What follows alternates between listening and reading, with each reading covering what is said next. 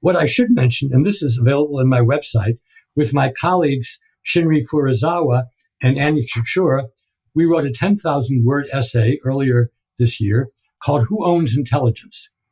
And in Who Owns Intelligence, Shinri talks about animal intelligence because we know vastly more about animal intelligence now than we did even 40 years ago. Plant intelligence, I never thought about plant intelligence, but Annie researched there, and there are things that plants can do, signaling one another when something dangerous is coming, some potion or so on, which would count in intelligence if humans did it.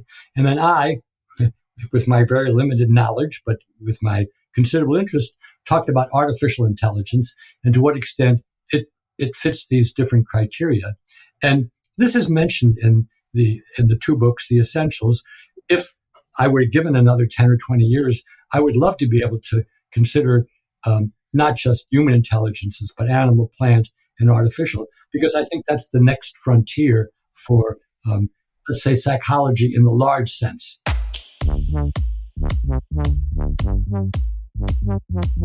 Hello, and welcome to the Psychology Podcast. I'm Dr. Scott Barry Kaufman, a cognitive scientist interested in the science of intelligence, creativity, and human potential.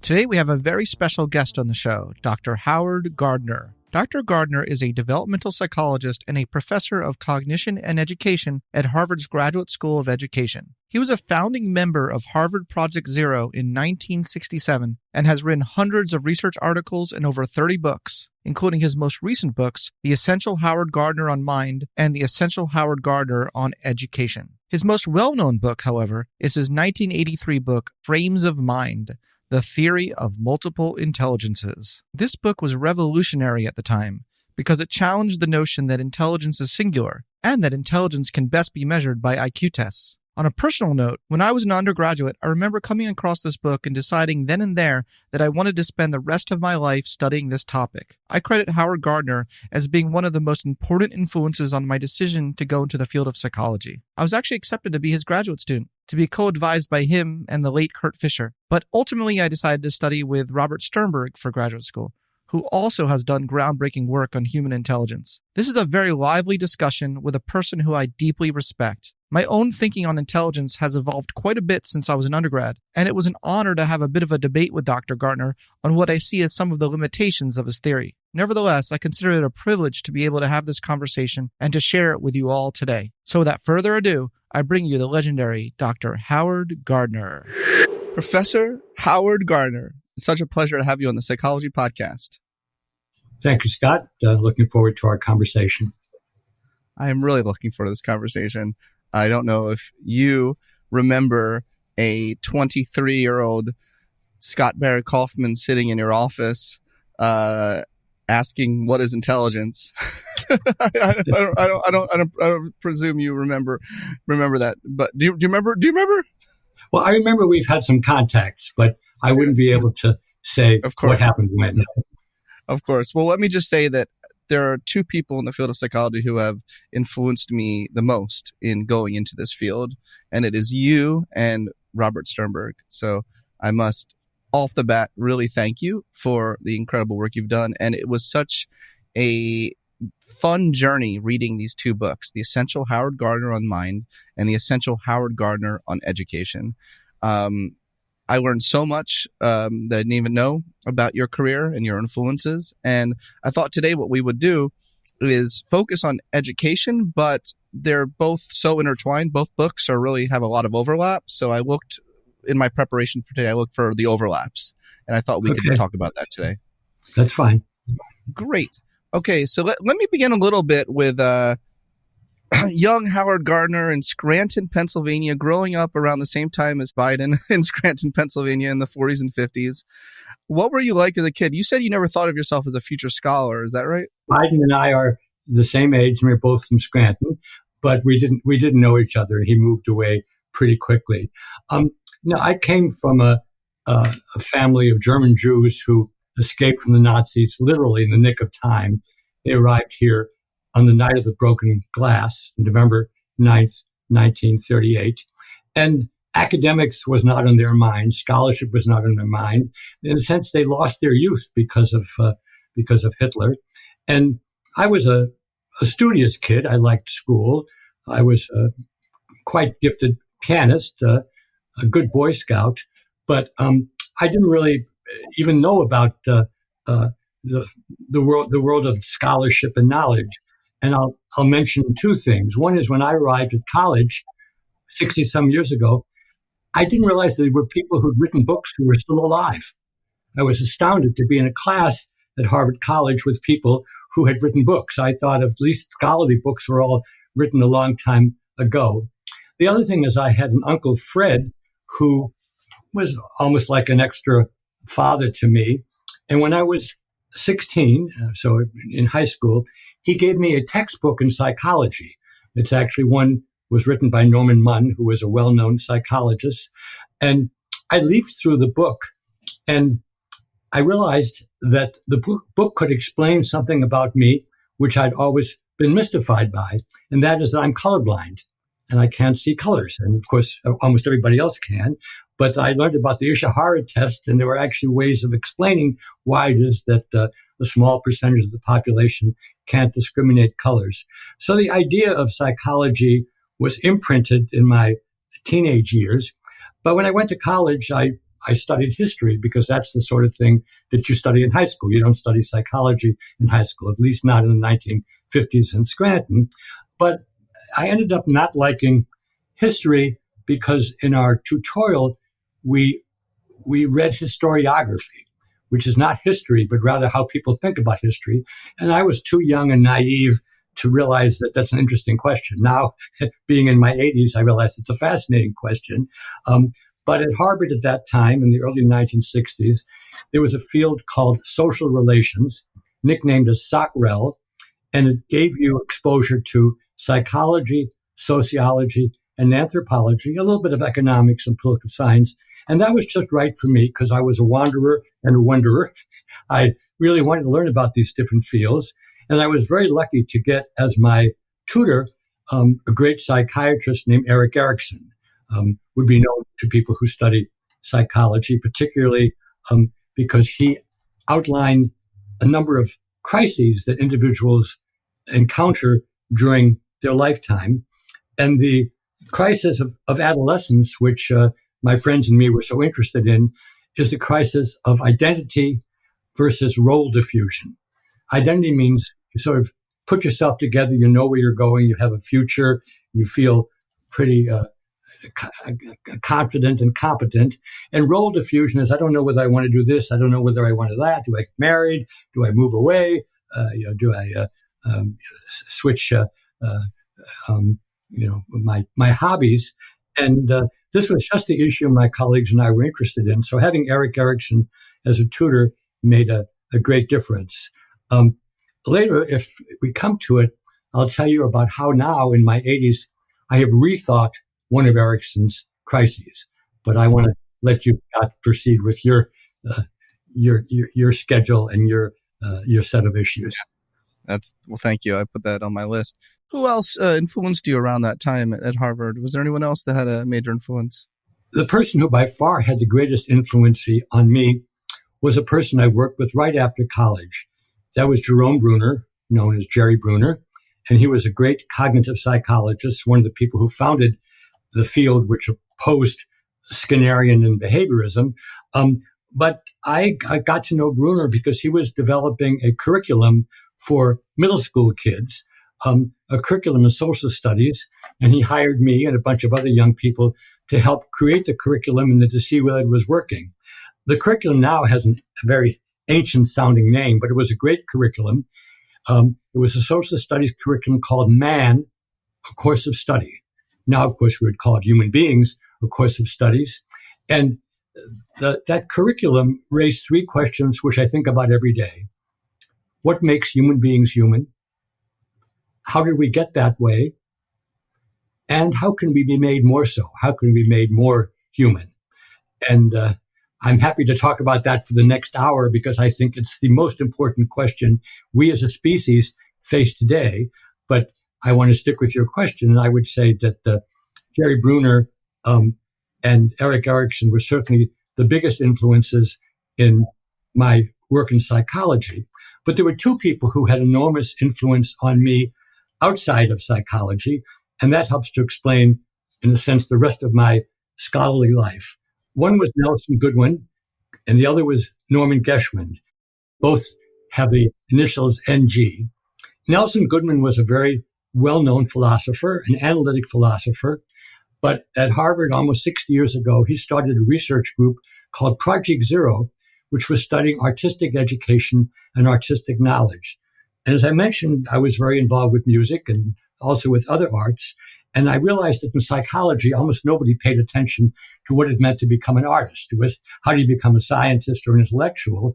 And so Nelson started an organization called Project Zero, zero meaning we don't know anything about it, but that's a stimulus to learn more. And now, literally 58 years later, Project Zero not only has survived, it's thriving.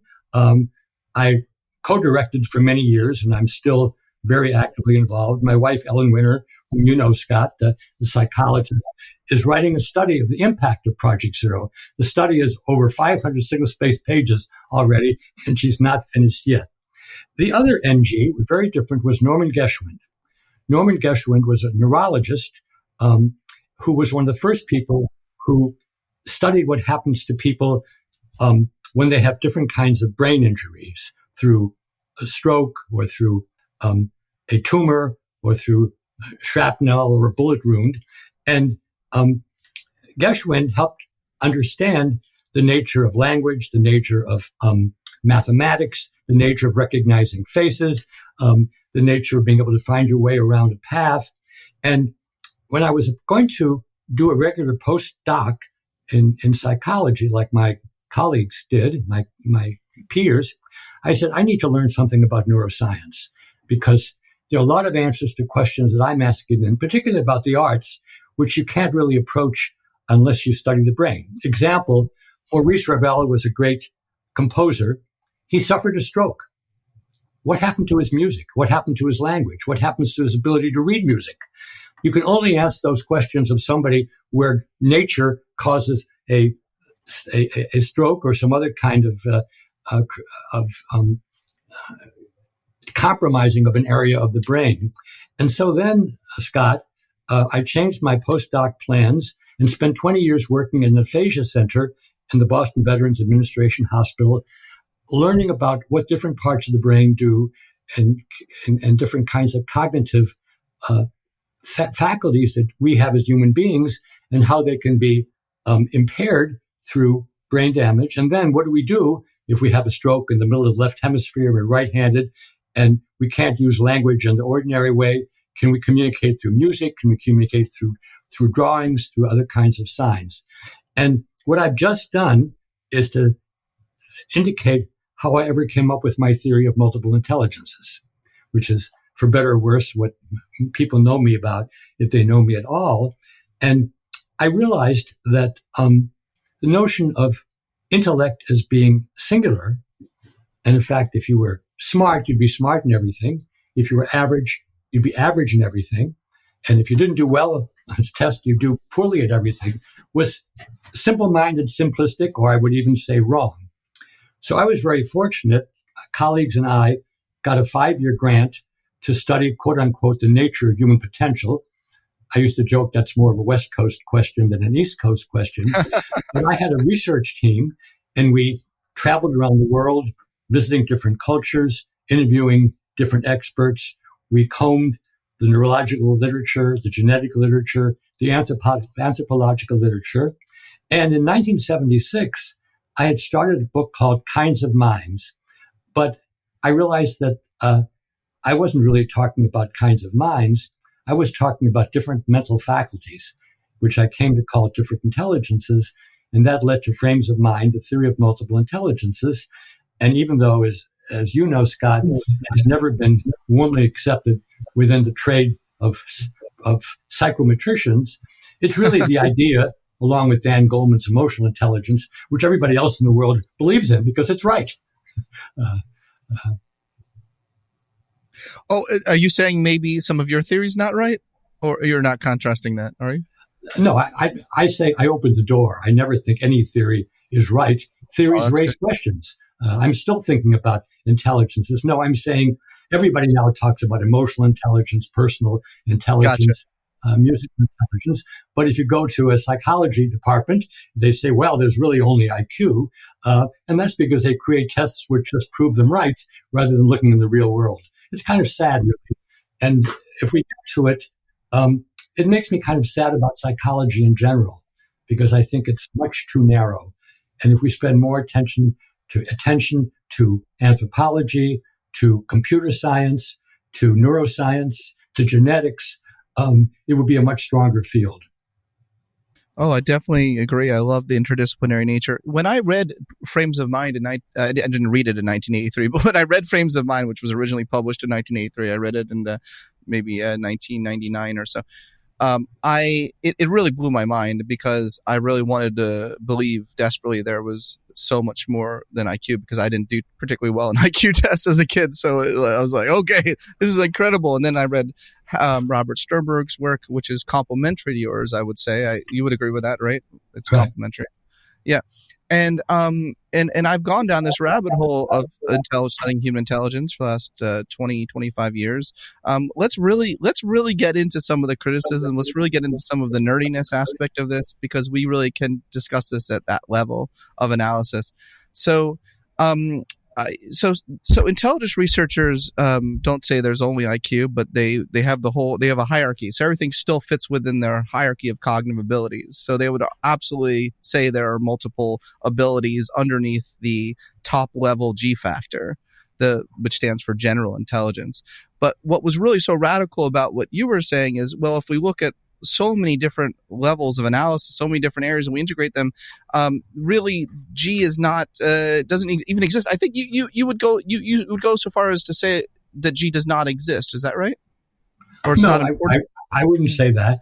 What I would say is that I want to say an artifact, because that's a little bit meaning. It's a general competence which emerges when you use a certain kind of instrument. Let me try to make this concrete. Let's take the 19th century, the 20th century, the 21st century. And let's take getting into college, because that's something we know about. If in the 19th century you wanted to predict who would be able to succeed in college, you would see, can they learn English, Latin, and Greek? That's what it took to get in Harvard and Yale in the 19th century. So if we wanted a predictor, we would have a test that's very heavily loaded on how you can learn languages. In the 20th century, the era of liberal arts, which I was in the middle of and you were kind of at the tail end of, it's can you cut across a number of different fields, history, mathematics, literature, what we call liberal arts. And so you'd have a test which kind of samples rather broadly in terms of language and logic. We're in the 21st century now. If we want to predict who could benefit from a college education, the first thing we have to say is, what is it that we want to achieve, and what is it that large language instruments can't do? And probably, I was thinking about geography the other day. When I was in Scranton in 7th grade, we had to draw a map of all the counties in Scranton in Pennsylvania by memory. And at that time, for geography, you actually had to know where things were and how to draw them. I now have a machine, which you can see, which has everything in it.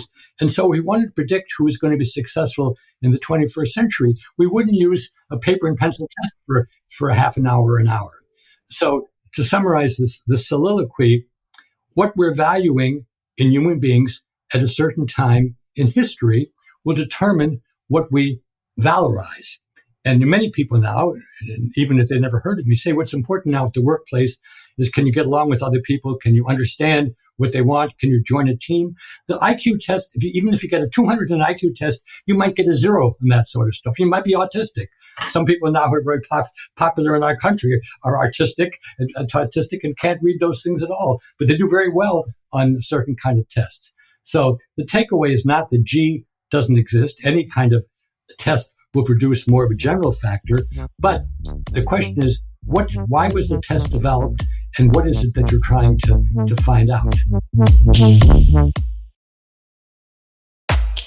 There are general cognitive mechanisms that certainly pervade multiple domains.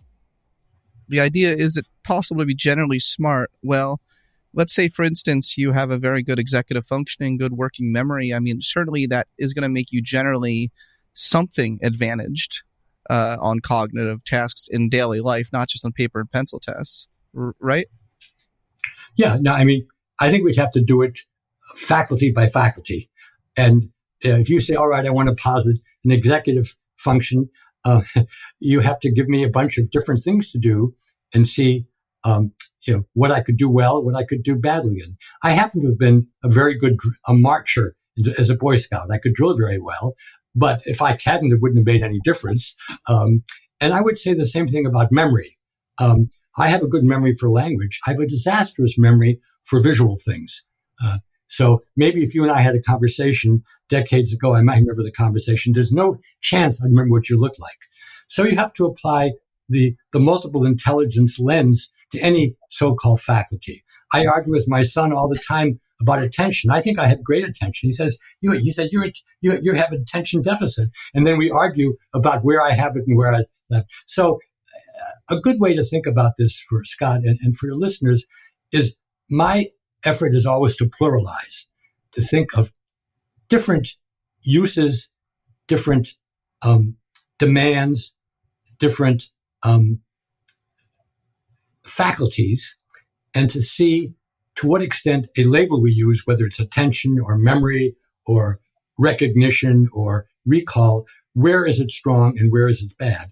And clearly, the more you just talk about academics the way they were done in 1960, then you say, yeah, there's a general intelligence because you're good at the way academics were done in a liberal arts era. One of the interesting things about Bob Sternberg and me is that we both fell out of love with tests when we were young. He fell out of love with tests because at one time they told him he was stupid, and he didn't like that.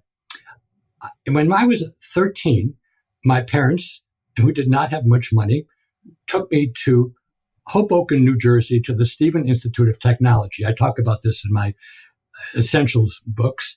And for a week, I was tested.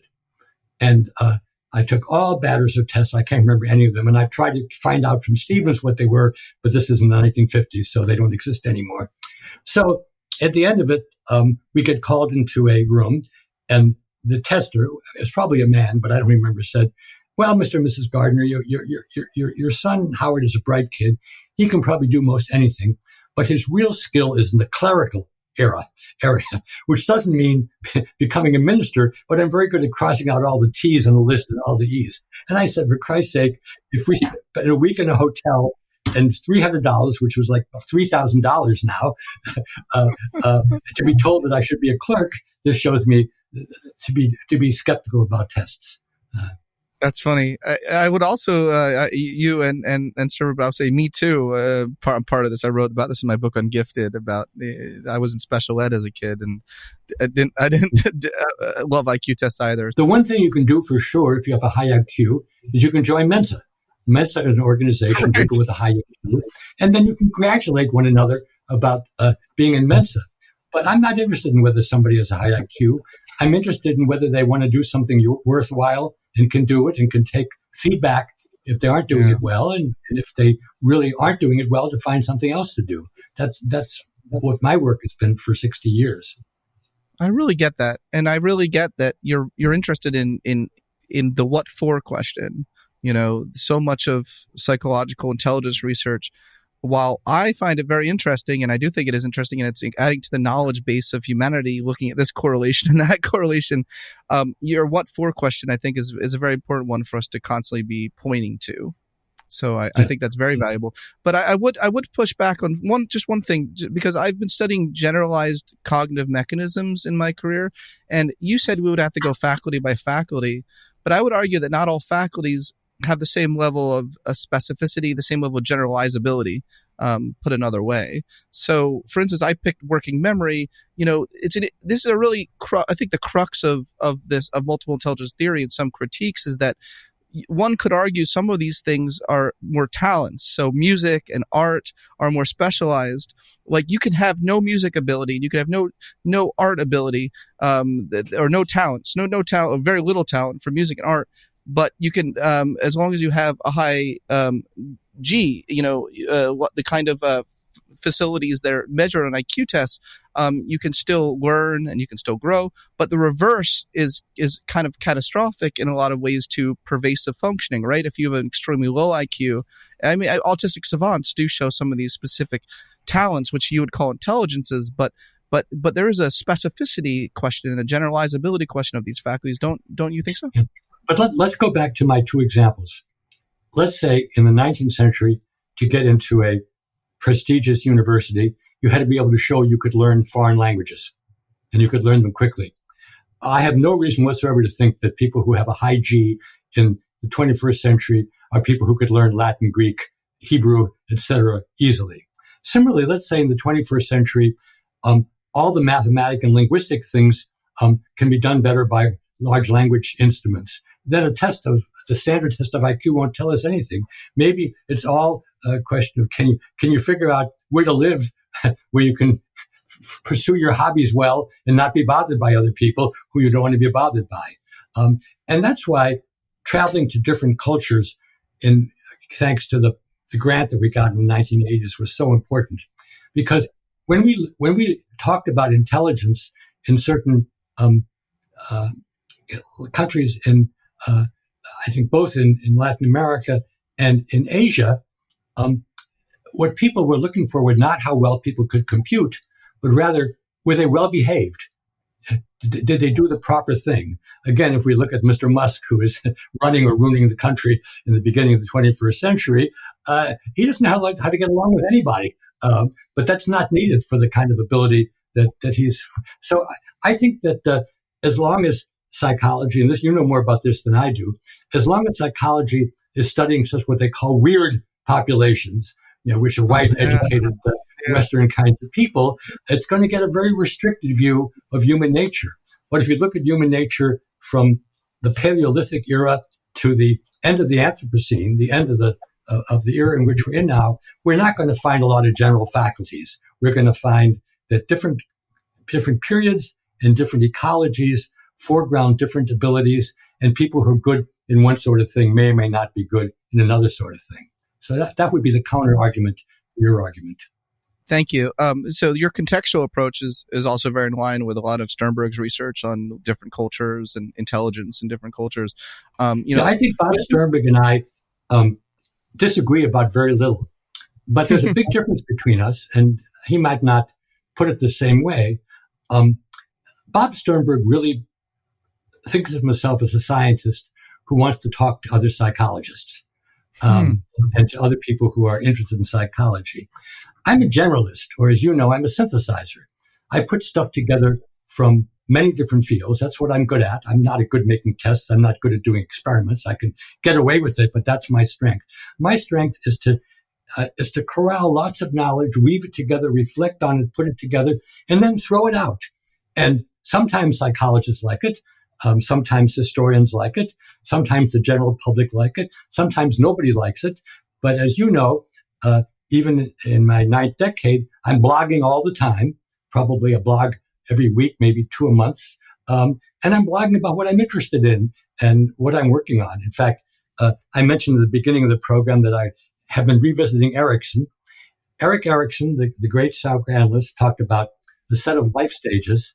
The life stages for old people was called integrity versus despair. Integrity was if your life kind of hangs together, you kind of did what you wanted to do, you didn't do anything terrible, you don't have a lot of regrets. That's integrity. Despair is, if my goodness, I had all these chances, I muffed it, I wasn't nice to people, bad things happened to me either because I caused them or because I was unlucky. That's despair. So here I am looking at my own life, and I'm saying, I feel I'm very lucky. Things have worked out well for me. But I look at the world, I'm filled with despair. Climate change, machines which are very smart but not at all moral or ethical, dictators all around the world, you can name them, I don't have to, kings, as they call themselves. I'm filled with despair about that. And Erikson didn't really think about the life stages except within human psychology. And I think we have to think about them with how we relate to the rest of the world as well. So that's what I'm blogging now as we speak early in 2025. Yeah, you strike me, and all the time I've known you, you are consistently very ethical, and you care very much about living by a certain set of principles. I believe you even wrote a little ethics guide for your grandchildren. Is that right? That's right. Though I have to say right away, Scott, nobody can judge his or her own ethics. You have to study me and talk to lots of other people and get their own views. But I will say two things. One, yes, when I turned 80, I have 5 grandchildren. One of them just called me in the middle of this broadcast. And I thought I would write just for them. They got it hand marked and sealed of the things that I thought were most important in life. And I hope that they won't forget about it and they'll take it seriously. And I try, when I do something bad or wrong, I try to make amends. And there were this year, just as we turned from 2024 to 2025, there were 2 people who I felt I hadn't been nice to. And I reached out to both of them, and one didn't respond, and the other, we reconnected as friends. And so ethics is not you do the right thing or the moral thing all the time. Nobody does. But do reflect on stuff, and if you screwed up, you try to make amends. And that's one of the things that I shared with my grandchildren. But because I love my grandchildren, this message is just for them. So unless one of them wants to tell you about the ethical will, that has to remain private. Beautiful. I want to return to your thoughts on leadership and good leadership and being a human. I want to return to all that, but I don't want to leave multiple intelligences just yet, because I think another big issue in the education world is the difference between an intelligence in your theory and learning styles, because that's a hot topic. The idea of learning styles is not really replicated and Daniel Willingham has really criticized learning styles. Could you tell me, do you see a difference between multiple intelligences and learning styles? Well, right or wrong, multiple intelligences is based on analysis of the brain and of psychology and of different environments. And it will succeed or fail on whether the synthesis that I put together makes sense to people. Learning styles is a claim that people learn in certain ways and that you have to teach them in those ways. That's an empirical claim. And, there may be some stylistic categories which are helpful. But when people talk about something like a visual learning style or auditory learning style, I think that's rubbish. I mean, they often use the word visual for people who have trouble reading. But of course, reading is not well analyzed. And so I don't like to be thrown into the same coop, so to speak, as the learning styles people. And I've never said that multiple intelligences tells you what to teach or how to teach. I make just 2 claims, and this is written at length in both the Essentials on Education and the Essentials on Mind.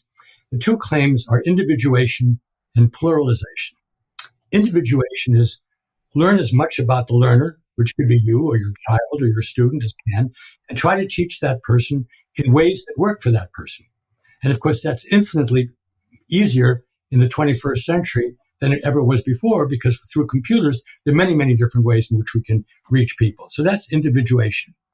Pluralization is figure out what's important and teach it more than one way. And any good teacher has more arrows in his or her quiver than just one way of teaching. And if you're taking geometry, as I did a century ago, and the teacher explains something, and I say, well, I don't understand it. Can you explain it another way? Teacher says, no, you've got to understand it my way. That teacher should lose his or her license. Nothing important can be taught in nothing important can be only taught in one way.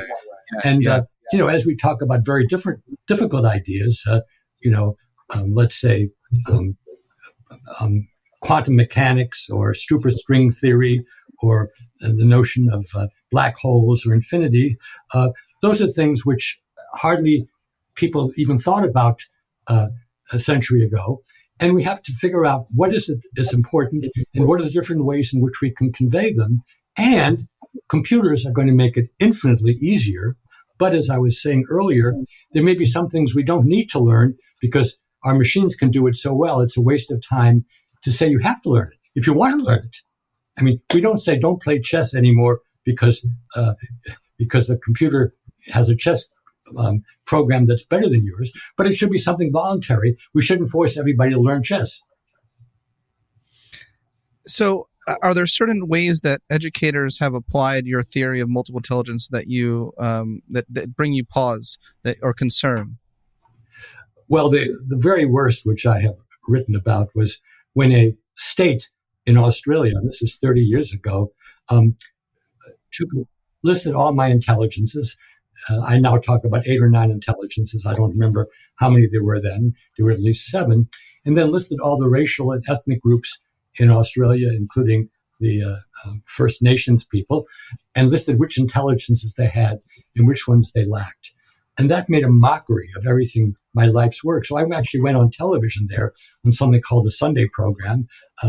It was probably like being on CBS or ABC, and said, this may be well motivated, but there's now the shred of evidence that it's right.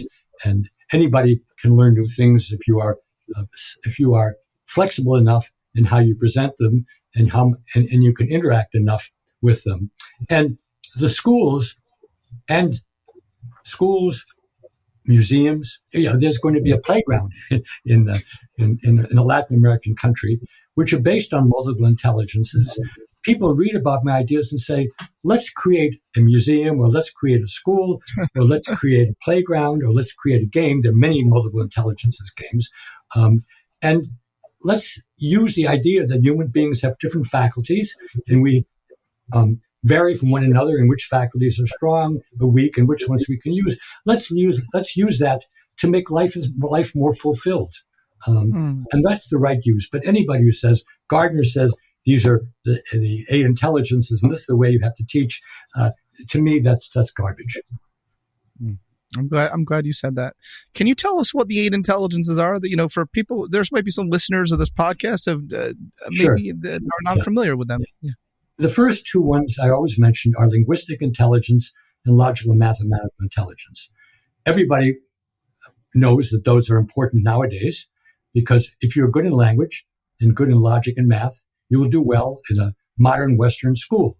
Whether you've done well in a Chinese school 2,000 years ago or in an Indian school 100 years from now, that I can't tell you, because as the world changes, what we value changes. The other intelligences are musical, spatial, bodily kinesthetic, interpersonal, understanding other people, intrapersonal, understanding yourself, one that intrigues me because it's very hard to test for. The 8th intelligence, which I added 30 years ago, is the naturalist intelligence, and that's the capacity to make appropriate distinctions in nature between one animal and another, one plant and another, one cloud configuration and another. And certainly in human prehistory, going back thousands of years, this determined whether you survived or not in the southern African areas where human beings started. But nowadays, where we use naturalist intelligence is when we go to the grocery store or to a shopping center or go to Amazon, and we try to decide which of 2 shoes to buy, or which of 2 hair dryers to buy, or which of 2 Bibles to buy. We're using the same brainware that was developed to say you better eat this seed but not this seed, you better plant this seed but not this seed, you better run away from this animal and tame this animal or capture this animal. That hardware doesn't disappear, but the software, the way it's used, is very different. So those are the 8 intelligences. I often talk about an existential intelligence, which I call the intelligence of big questions. I always say that children all ask big questions, but most of them don't listen to the answers. They just like asking the questions. Piaget, a great psychologist, studied that. Somebody who has existential intelligence likes to ask questions like, what does the future hold? What is love? Why do people prejudiced against one another? Why do we do podcasts? And to think about those kinds of things. And not because they're necessarily a right answer, but because we like to think about those things. And certainly people in philosophy uses existential intelligence, but many writers do, many artists do, and religions are cultural inventions to deal with existential questions. But people say, well, Howard, why don't you say religious intelligence or a spiritual intelligence? And I have a quip for that. I said, if I said there was a religious intelligence, it would make some of my friends happy, but it would make my enemies even happier because it would make me sound like I'm promoting a certain religion, and I don't want to do that. But given what we know about the brain, and you know as much about this as I do, and what we know about cultures, it's not surprising that all over the world, people do adhere to religions, but the religions to which they adhere change, and some of them have a God component, some of them have a Trinity component, and some people, in my world, the religion is often scholarship. We believe that the most important thing is to know more, and that's a kind of religion. Yeah, I agree. I absolutely agree with that.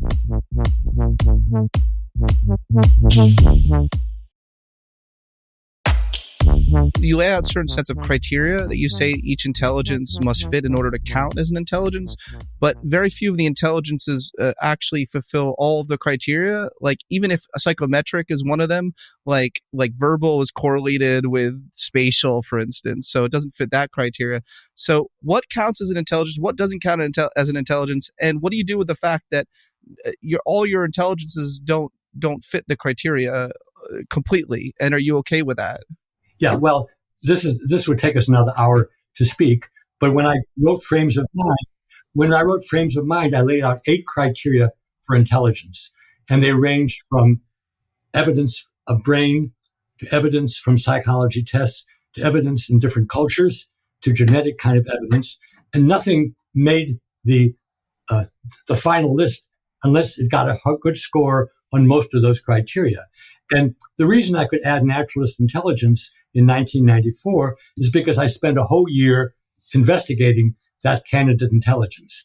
The reason I haven't added another intelligence since is because life is short and I don't have years to spend researching them.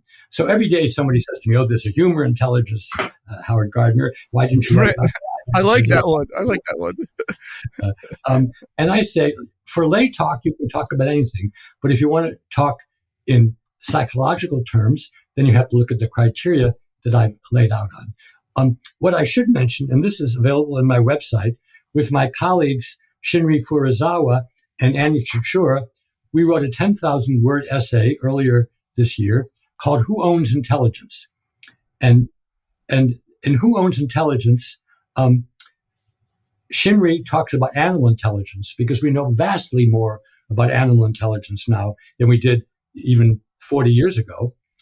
Plant intelligence, I never thought about plant intelligence, but Annie researched there, and there are things that plants can do, signaling one another when something dangerous is coming, some potion or so on, which would count in intelligence if humans did it. And then I, with my very limited knowledge, but with my considerable interest, talked about artificial intelligence and to what extent it fits these different criteria. And this is mentioned in the 2 books, The Essentials. If I were given another 10 or 20 years, I would love to be able to consider not just human intelligences, but animal, plant, and artificial, because I think that's the next frontier for, let's say, psychology in the large sense. I wrote a textbook 40 years ago, 1985, yes, 40 years ago, called The Mind's New Science, about cognitive science. And in there, I wrote about 6 different fields, including philosophy, psychology, neuroscience, computer science, brain science, and so on. And I said that psychology will never in itself have all the answers. And what psychologists need to do is to make the best possible connections and ties to these surrounding bits of knowledge. And when I wrote about this, about computer science then, it was so much primitive then that we didn't even understand how powerful machines could be just by feeding them examples. Everything in those days had to be done with zeros and ones and logic.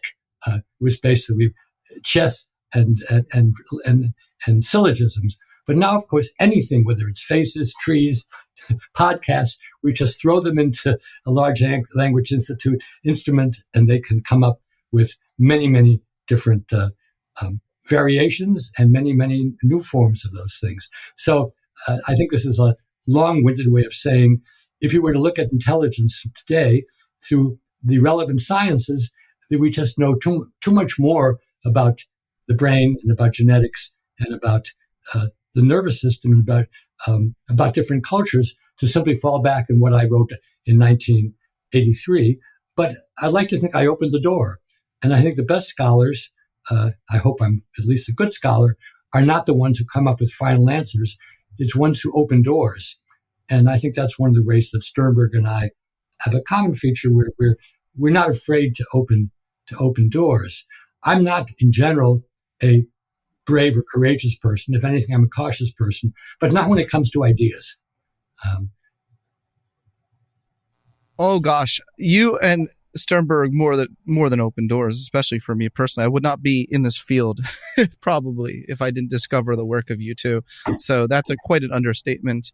And a lot of people, you've opened the doors for a lot of young scholars. So for sure, the question of what we can learn and generalize from brain damage research is interesting to me. I think that brain damage research is elucidating about the modularity of mind, just as if we look at patients who have their corpus callosum cut, it tells us about the left and right hemisphere and their unique functions. But how much does that tell us about people who don't have a severed corpus callosum or those who don't have brain damage? How much do you feel like we really can generalize from the brain damage research to general intelligence or human intelligence in the everyday population? This question is totally different in 2025 than it was in 1980.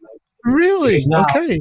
We can do all kinds of measures of the brain with people who are still in the womb, certainly at birth, at any other time, and even when they're ancient the way I am. So there's no need to wait for that. But we have to remember then when I went into this field, which was in the late 1960s, we hardly had CAT scans. We didn't have MRIs, and there was no real way of investigating what was going on in the brain, as we say, in vivo. So now the question is almost the opposite. We have a scholar at Harvard now who can actually examine brains before a person is born and see whether that person is going to be at risk for dyslexia. And that's amazing. But does that mean when the kid comes out of the womb, we should start giving them phonics? No. This becomes then a question of social policy. How do we use knowledge about the brain to help people rather than to classify them? I'm sure that for many reasons we could talk about, my brain is not the average brain. I'll just give you one. When I was 10 years old, I went to camp and I picked up a rifle, and the counselor said, you're left-handed. I said, I'm not left-handed. But I went home to my mother, and she said, yes, you were born left-handed, but in Germany, we made everybody who was left-handed right-handed. So, God knows what's going on in my brain. But now we can look at that. We can look at that sort of information. So the question, Scott, is not should we look, but rather what do we do with that knowledge? To what extent, if it looks like someone's at risk for being good or bad at something, we then fashion their life in a different way? And this has to do with things which I'm not competent to talk about, but things like sexual and gender identity. You know the old expression, if all you have is a hammer, everything looks like a nail. You know that expression? Sure. One could argue that if all you look at are modular intelligences through the most extreme examples, then you won't see a generalized intelligence. One could argue that, there's a whole big field of generalized artificial intelligence, and does that exist? And I don't accept that word unless you tell me what you mean by general. And I think all my life is a challenge to that. This is the challenge. You're right. We could double click on this because this is the challenge of your whole career. Yeah, what a great opportunity this is for me to discuss this with you. I feel I just want to at a meta level, just say how honored I feel that I can even just discuss this with you. So I hinted at this earlier because I've been studying in my career, I've been studying domain-specific intelligences or abilities along the lines of what you call multiple intelligences. And I've also looked at generalized general cognitive mechanisms that appear to be relevant to multiple domains of human intellectual functioning, that, to human reasoning, to human synthesis of ideas. There are certain generalized cognitive mechanisms that across the board are relevant versus more domain specifically relevant. But let's just, I'm not going to say that you're wrong and I'm right, or vice versa. But synthesis. Let's synthesize. Right. But many people, including me, 50 years would have said, well, people have good or bad memories. But that's not true. As I told you, I have very good linguistic memory. I have disastrous memory for people I've seen and met and so on. And so to convince me there's such a thing as general memory or general attention, I told you my son thinks I have attentional disorder because he looking at a certain thing, and I just say, I may be not good at that, but doesn't mean I have general attention problems. So you're not going to convince me of these general capacities unless you let me look at them across a wide range of I've been married twice to two wonderful women. You would say they have good memories. They're both tone deaf. They cannot tell Beethoven from the Beatles. But I would say that there's a big difference between being tone deaf and having a bad long-term memory across the board. When you say there's a difference there in terms of the implications for your daily functioning? Well, I think we'd have to sit down and lay out the studies. I mean, if you can't recognize tunes, how can you remember them?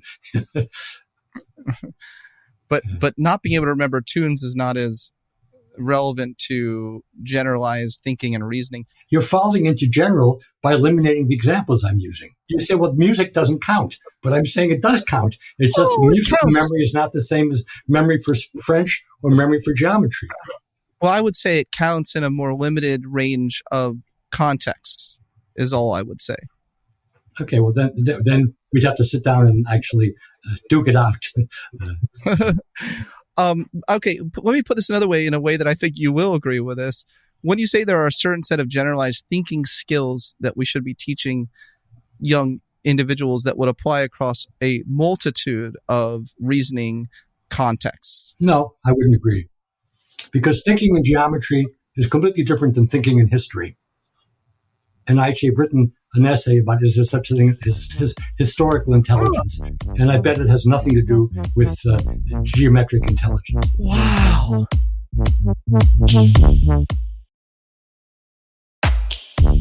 Okay, this is so interesting. So even as we're having a conversation right now and trying to apply a synthesize, how about just synthesizing as a generalized thinking method? Like, to be a synthesizing mind, aren't you implicitly arguing that there is something generalized that is a synthesis way of being? No, what I'm saying, and it's a good question, is I hope, and certain people whom I admire, are very good at taking lots of disparate information and organizing it in a way which is at least useful for me and maybe useful for other people. But let's take the French Revolution. I might have a useful synthesis of the French Revolution, but that doesn't keep 100 other historians from having a useful synthesis as well, which could be quite different. And then you might say, well, how about a super synthesizer? Maybe that person will take what everybody says and put it together. And I say fine. Yeah. I mean, that would be incredible. A textbook is a synthesis, right? But you and I both know there are hundreds of psychology textbooks, and there's some things that they all have, but there are other things which are very idiosyncratic. I mean, both Sternberg and I got very annoyed when there was a 400-page handbook on psychology of intelligence, and we got exactly one box. Well, that wasn't the handbook I edited with Sternberg, though, was it? The Cambridge Handbook of Intelligence? No, this was two authors, and I communicated with them. I mean, it was perfectly friendly. I can disagree with people without being having an animus. In fact, they said, "Will you help me sell my textbook in the education school?"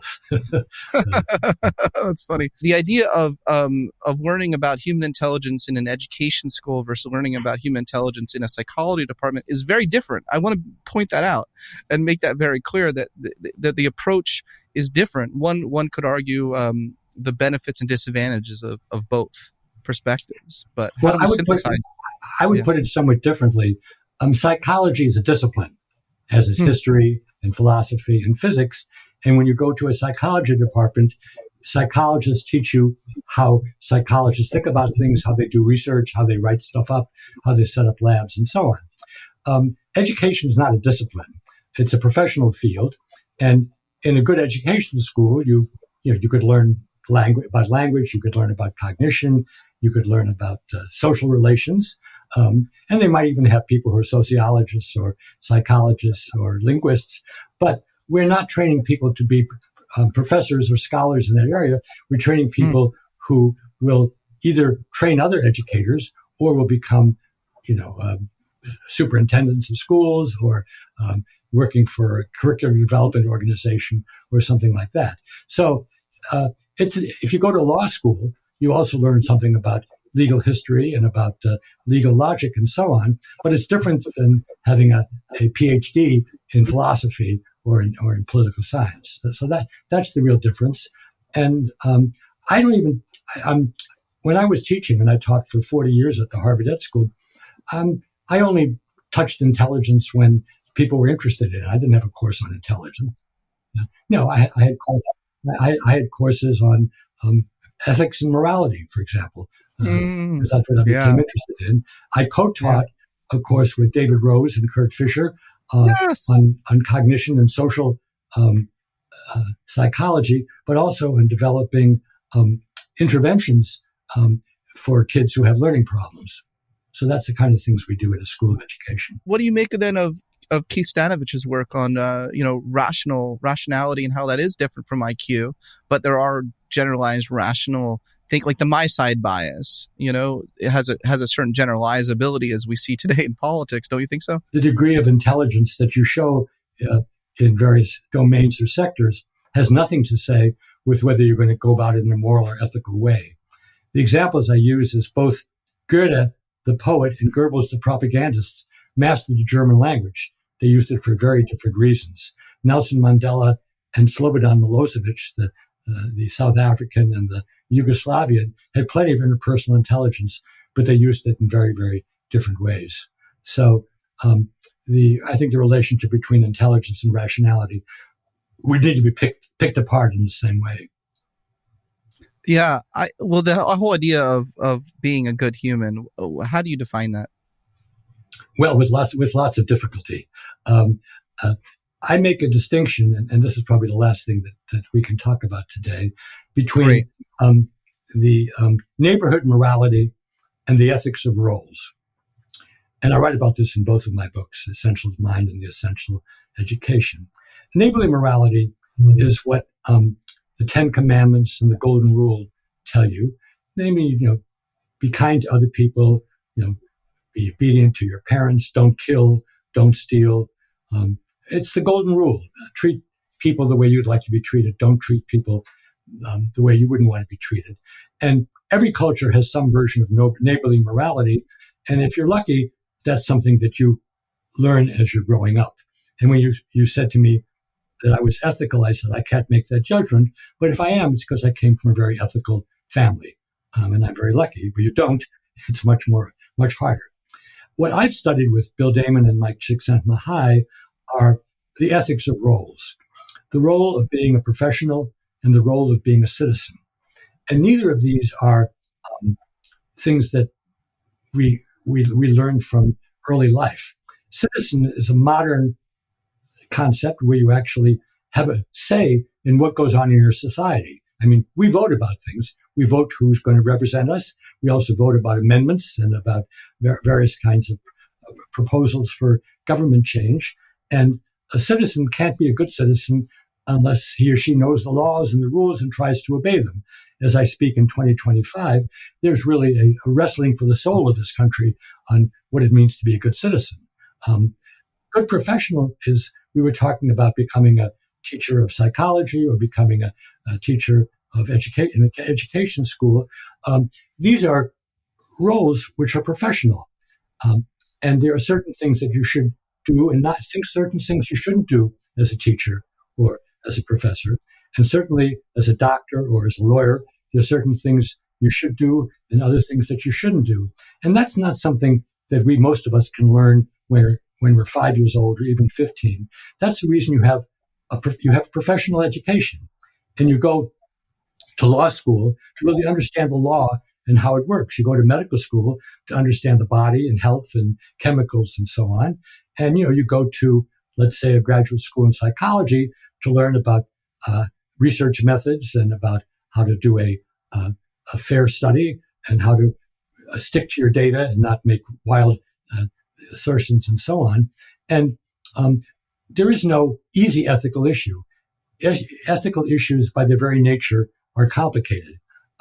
So in the way we talk about it when we're teaching is to say ethical people face dilemmas. And then they have to do a bunch of things beginning with D. Dilemma begins with D. Define, discuss, debate, decide, and then afterwards reflect on it. I'm missing the D there, but maybe you can come with it's kind of like divesting on it. But basically, you have to figure out what the ethical issue is, analyze it as much as possible, make a decision, but then you have to reflect on it and see, could you have done it better or not? And that's not something that one can learn when you're 5 years old. You have to learn it by going to medical school or graduate school. Certainly, you can learn some of it in high school. You can learn some of it in college. But professions are serious. They're serious undertakings. But with Annie Stachura, who's one of my colleagues who worked on the intelligence thing, we're writing a blog now about truth, beauty, and goodness in the era of the influencer. Influencer was a word I hadn't even heard 5 years ago. But nowadays, professionals often have less influence in what we do than influencers. And if influencers are not trained, or they only want to get as many hits as possible, and they don't try to do the right thing, that's very, very bad for the professions. So both my work on intelligence, who owns intelligence, and my work on truth, beauty, and goodness in the era of the influencer are things that use whatever synthesizing abilities I have, but I'm really just throwing them out to the learning community and say, this is what you should be thinking about in the years ahead.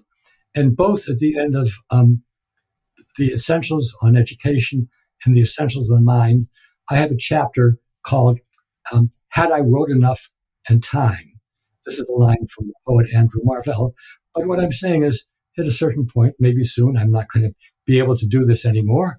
But here are the questions I think people should be focusing on, and here's how I think they should be focusing on. And that's, if you will, I hadn't thought about it before. This is like an ethical will to my readers and students, not to my grandchildren. Yeah, that was probably my favorite chapter of your book. What do you think? Just about leadership, and we'll wrap up this interview. But what do you think? Do you think that there's something objectively it means to be an ethical leader?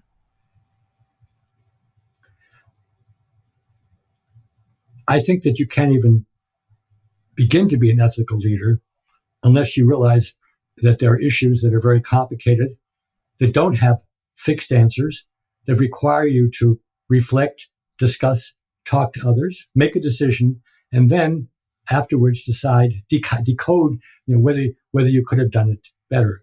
And as I'm talking at the beginning of 2025, that is precisely what's not being exhibited in our country. It's sort of decide first and then move on to the next thing. And it's going to ruin the country. It may ruin the world. I hope it does not. But yes. For your sake, and for your family's sake, and for my family's sake, I hope not. Yes. And I don't like saying this. I'd much rather not be worrying about politics. But, if you care about the planet, if you care about the end of the Anthropocene, the end of the era which has been existing for millions of years, you need to think about what's right and what's not right. But like 50% of this country would argue that it is right, or maybe not 50%, but, certainly a large chunk. So you can't all say they're unethical. So I think it's tricky. How do you make your work apolitical? Well, I don't agree with your analysis at all. I mean, let's say Hitler got 100% vote. Does that mean they were ethical? It means exactly the opposite. Right. They didn't really think clearly about what they were doing and the consequences. Right? Sure. Yeah. Popularity is no indication. Not popularity. It's an opposite. Well, I agree with you. It's making a hard decision, but realizing you might be wrong. No, absolutely. You can't judge ethicality based on popularity. We're both agreed on that. My question is how, when you have different perspectives on the table of what ethical looks like and the right moral decision, what it looks like, when people disagree about what the moral decision is, sure. I find that really tricky psychological territory. Yeah. That's a serious question, and everybody that I know is wrestling with that question, and that's why we have education for young people. That's why we have liberal arts education before we have professional education. But all of those are in jeopardy now. And those of us who were beneficiaries of it, the way you and I are, need to do the best we can to promulgate it. I mean, when Donald Trump said 7 years ago, I love the poorly educated, that's not something he should have been proud of. I'll end here on a quote from your book that I loved. While a scholarly work necessarily focuses on those findings that can be generalized, human potential as we know it is realized in some way in each and every person. And while we still can, we should admire the heights of human potential and make sure that whatever happens next can preserve and build on those achievements. Thank you for the incredible, legendary legacy that you've built for our field, your influence on so many people. I highly recommend people read your books, The Essential Howard Gardner in Mind, The Essential Howard Gardner in Education, and your hundreds of other books and writings. Thank you, Dr. Gardner, for being on my podcast. It was a true honor and pleasure.